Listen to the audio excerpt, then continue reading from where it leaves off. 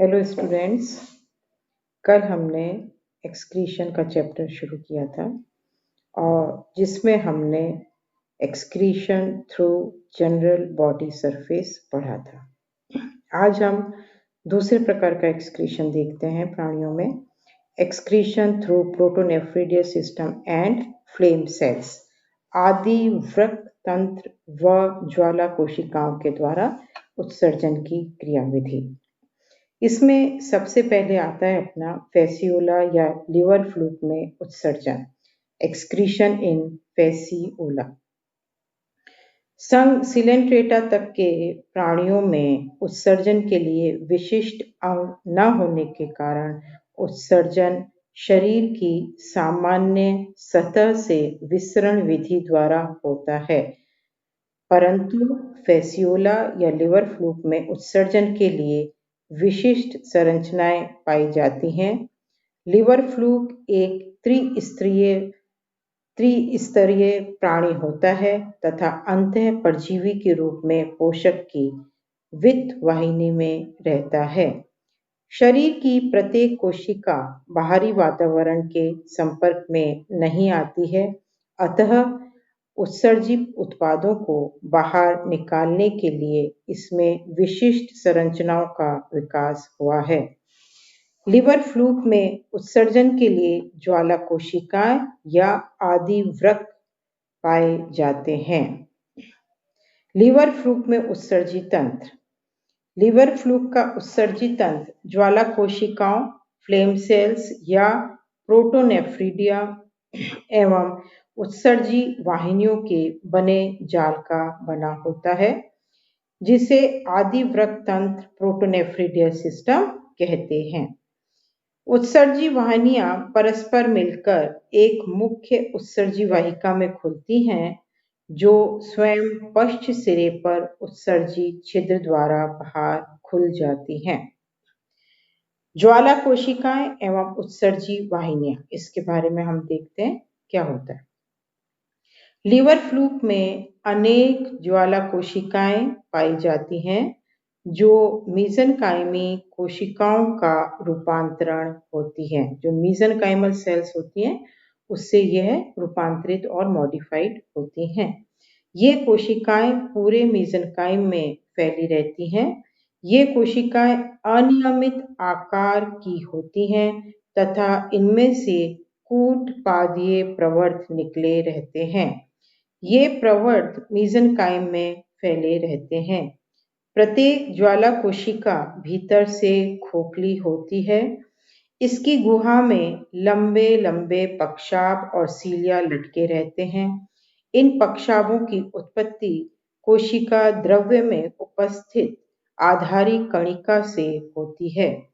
ये पक्षाभ सीलिया कोशिका गुहा में निरंतर लहराते रहते हैं, जैसे किसी दिए की लौ लहराती है। अतः इन कोशिकाओं को फ्लेम कोशिकाएं या ज्वाला कोशिकाएं कहते हैं। ज्वाला कोशिका की गुहा एक सूक्ष्म कोशिका द्वारा संक्री उत्सर्जी नलिका में खुलती है। ये कई सूक्ष्म नलिकाएं एक बड़ी शाखा में खुलती हैं। ये बड़ी शाखाएं फिर उत्सर्जी वाहिकाओं में खुलती हैं। ये वाहिकाएं शरीर के अग्रभाग में 4 महावाहिकाओं में खुलती हैं।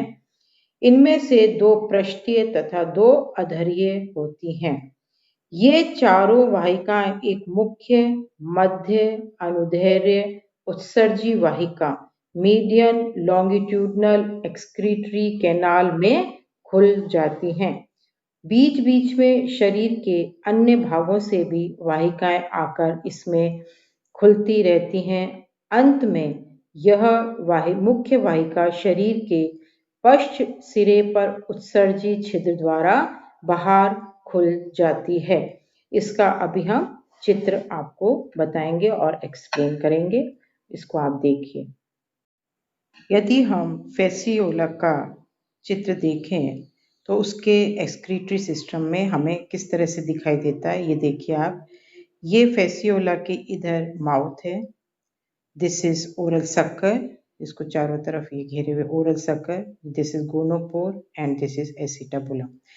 यदि इसकी बॉडी के अंदर देखा जाए तो ये पूरा इसमें फ्लेम सेल्स के द्वारा इस तरह से फैला रहता है। ये जो इसमें दिखाई दे रही है ये सब फ्लेम सेल्स हैं। ये फ्लेम सेल्स आपस में मिलके बाद में किस में खुलती है? एक्सक्रीटरी डक्ट में। एक्सक्रीटरी डक्ट किस में खुलती है? मेन longitudinal excretory कैनाल में। This is the main longitudinal excretory canal, जो कि बाहर एक्सक्रीटरी पोर के द्वारा बाहर खुल जाती है। यदि हम इसी फ्लेम सेल का चित्र देखें, एक फ्लेम सेल का चित्र, तो वो हमें इस तरह से दिखाई देता है। प्रत्येक फ्लेम सेल एक सूडोपोडियल प्रोसेसेस जो इसमें निकले रहते हैं, ये बाहर की तरफ ये दिखाई दे रहे हैं, जो ग्लोब्यूल्स ऑफ एक्सक्रीशन के अंदर काम बेसल ग्रैन्यूल, ये देखो ये इसमें ये सारे बेसल ग्रैन्यूल्स हैं जो सीलिया से जुड़े हुए रहते हैं, सेल ल्यूमेन में खुलते हैं और ciliary flame, this is the ciliary flame and capillary duct. ये एक ज्वाला कोशिका का चित्र है। इसका नेक्स्ट लेते हैं, mechanism of excretion of liver fluid. इसकी क्रियाविधि क्या रहती है इसके बारे में देखेंगे।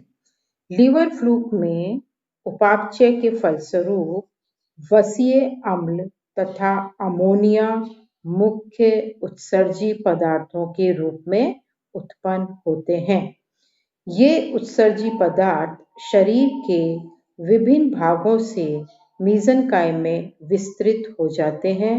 मेसेनकाइमिक कोशिकाओं के बीच बीच में ज्वाला कोशिकाएं एवं कूटपादीय प्रवर्त फैले रहते हैं, जो कि अभी मैंने आपको चित्र में समझाया है, जो इन पदार्थों को अपने में एकत्रित करते रहते हैं।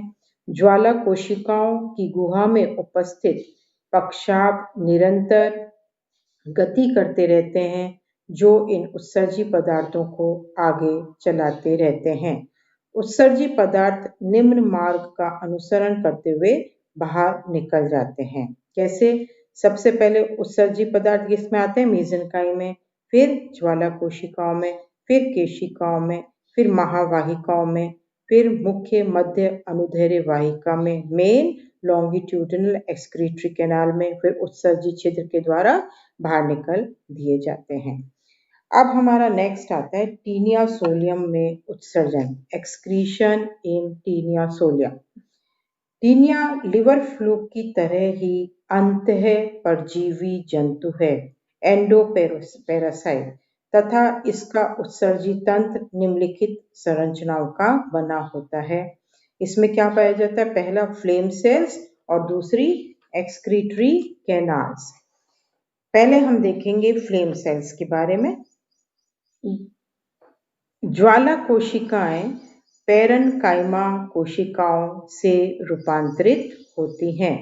प्रत्येक ज्वाला कोशिका अनियमित आकार की होती है।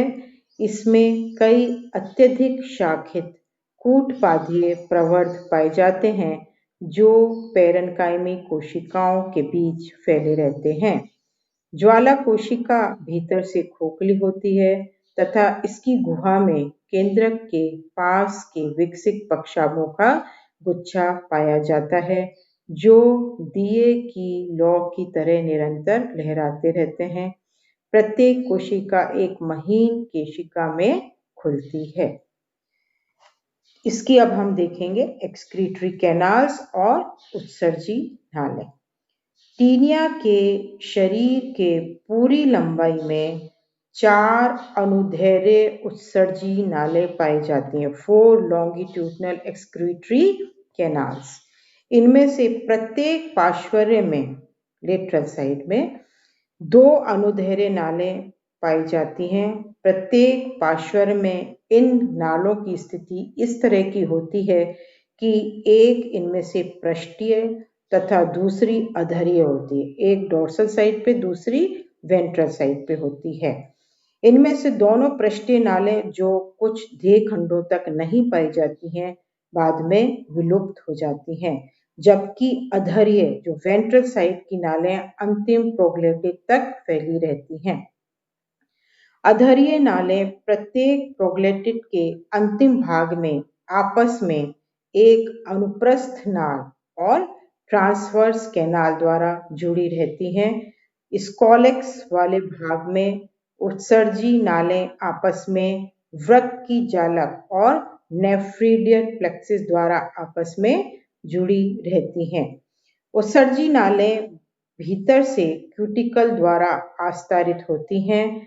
इन अधरीय उत्सर्जी नालों में कई द्वितीयक उत्सर्जी नालें आके खुलती हैं, जो ज्वाला कोशिकाओं से आने वाली कोशिकाओं से मिलकर बनती हैं। अंतिम प्रोग्लेटिड में अधरीय उत्सर्जी नालें मिलकर एक स्पंदनशील पुच्छ आशय और कॉर्डल वेसिकल का निर्माण करती हैं, जो उत्सर्जी छिद्र द्वारा बाहर खुलता है। इसका मैं आपको चित्र बाद में लेक्चर के डाल दूंगी, जिसको आप इसका अध्ययन करिएगा। अब हम देखते हैं उत्सर्जन की क्रियाविधि टीनिया में कैसे होता है। टीनिया में भी उत्सर्जन की क्रियाविधि लिवर फ्लूक की तरह ही होती है।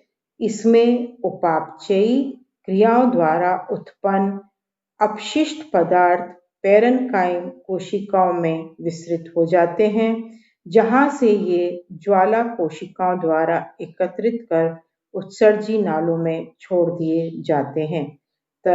वहां से ये उत्सर्जी पदार्थ शरीर से बाहर निकाल दिए जाते हैं। So that is all about today's lecture.